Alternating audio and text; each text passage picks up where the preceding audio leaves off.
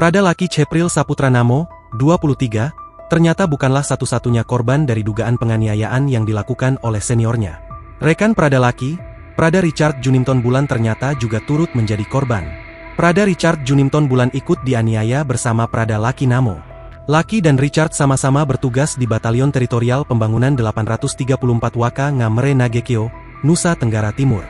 Prada Laki Namo bertugas sebagai tabak pandua 2 Ru 3 ton 1 Kipan A Yonif TP 834 WM.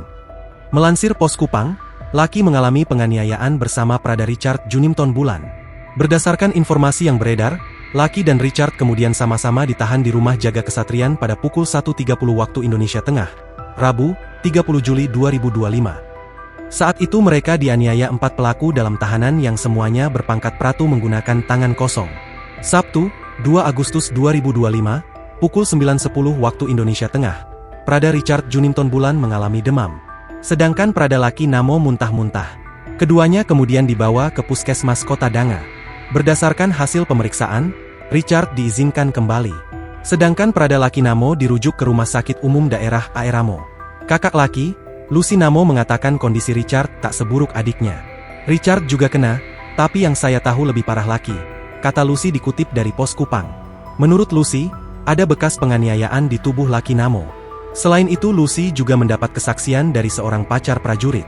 Ia mengatakan prajurit TNI itu sempat mengirim foto menggunakan fitur sekali lihat. Pacarnya pernah mengirim foto yang hanya bisa dilihat sekali.